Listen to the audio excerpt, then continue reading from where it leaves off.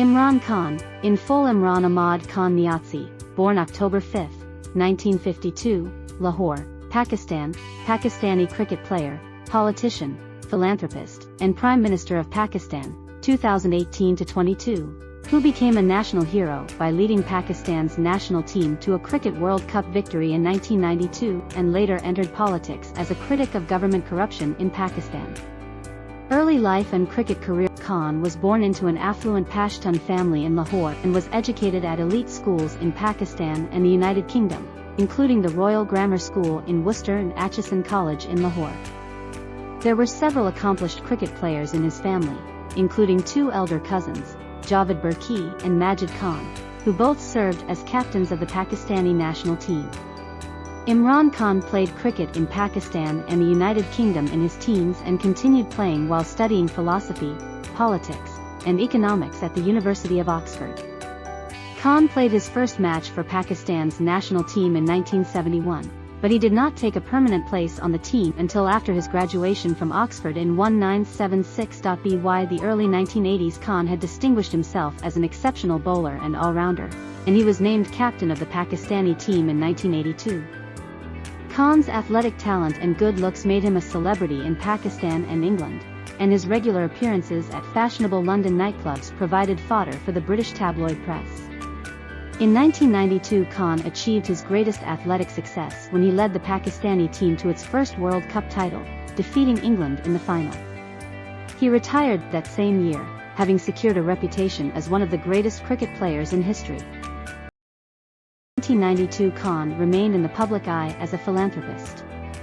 He experienced a religious awakening, embracing Sufi mysticism and shedding his earlier playboy image. In one of his philanthropic endeavors, Khan acted as the primary fundraiser for the Kiket Khanum Memorial Cancer Hospital, a specialized cancer hospital in Lahore, which opened in 1994. The hospital was named after Khan's mother, who had died of cancer in 1985. Entry into politics. After his retirement from cricket, Khan became an outspoken critic of government mismanagement and corruption in Pakistan. He founded his own political party, Pakistan Tehreek-e-Insaf, Pakistan Justice Movement, PTI, in 1996. In national elections held the following year, the newly formed party won less than 1% of the vote and failed to win any seats in the National Assembly, but it fared slightly better in the 2002 elections, winning a single seat that Khan filled.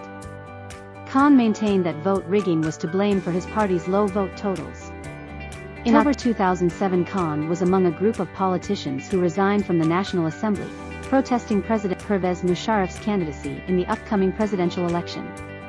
In November, Khan was briefly imprisoned during a crackdown against critics of Musharraf, who had declared a state of emergency. The PTI condemned the state of emergency, which ended in mid-December, and boycotted the 2008 national elections to protest Musharraf's rule. In spite of the PTI's struggles in elections, Khan's populist positions found support, especially among young people. He continued his criticism of corruption and economic inequality in Pakistan and opposed the Pakistani government's cooperation with the United States in fighting militants near the Afghan border. He also launched broadsides against Pakistan's political and economic elites, whom he accused of being westernized and out of touch with Pakistan's religious and cultural norms. Khan's writings included Warrior Race, A Journey Through the Land of the Tribal Pathans, 1993, and Pakistan, A Personal History, 2011.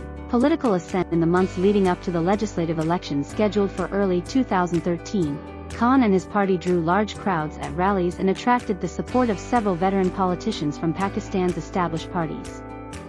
Further evidence of Khan's rising political fortunes came in the form of an opinion poll in 2012 that found him to be the most popular political figure in Pakistan. Just days before legislative elections in May 2013, Khan injured his head and back when he fell from a platform at a campaign rally. He appeared on television from his hospital bed hours later to make a final appeal to voters. The elections produced the PTI's highest totals yet, but the party still won less than half the number of seats won by the Pakistan Muslim League Nawaz, PMLN, led by Nawaz Sharif. Khan accused the PMLN of rigging the elections. After his calls for an investigation went unmet, He and other opposition leaders led 4 months of protests in late 2014 in order to pressure Sharif to step down. The protests failed to oust Sharif, but suspicions of corruption were amplified when the Panama Papers linked his family to offshore holdings. Khan organized a new set of protests in late 2016 but called them off at the last minute after the Supreme Court agreed to open an investigation. The investigation disqualified Sharif from holding public office in 2017, and he was forced to resign from office. Khan, meanwhile, was also revealed to have had offshore holdings but, in a separate case, was not disqualified by the Supreme Court. Elections were held the following year, in July 2018. Khan ran on a platform of fighting corruption and poverty, even as he had to fight off accusations that he was too cozy with the military establishment. The PTI won a plurality of seats in the National Assembly, allowing Khan to seek a coalition with independent members of the parliament. He became Prime Minister on August 18. Premiership as Prime Minister, Khan faced a mounting balance of payments crisis. Though the economy was experiencing growth, imports and debt commitments from before his term had skyrocketed in recent years, especially because of the China-Pakistan Economic Corridor (CPC) initiative. Just weeks into his term as Prime Minister, the crisis worsened when the United States withheld $300 million in promised military aid, saying Pakistan had not done enough to stem terrorism. Khan attempted to seek foreign aid from friendly countries first, because a dozen previous packages from the International Monetary Fund (IMF) had failed to solve Pakistan's macroeconomic problems. His avoidance of an IMF bailout reflected popular fatigue with the IMF. After he was unable to secure foreign aid on favorable conditions from other countries, however, Pakistan submitted a request for emergency lending from the IMF. He continued to seek foreign aid from other sources and later received promises of investments from China, Saudi Arabia, and the United Arab Emirates. Aside from courting foreign aid, Khan oversaw several significant developments in Pakistan's foreign relations. The country successfully brought the Taliban to negotiations with the United States, improving relations with the country and with neighboring Afghanistan. In February 2019, in a show of force against militants in Kashmir, who had recently staged a suicide attack killing 40 Indian security personnel, India launched an air assault in Pakistan for the first time in 5 decades, raising fears of a new conflict between the two countries. Pakistan downplayed the impact and appeared to avoid escalating the situation.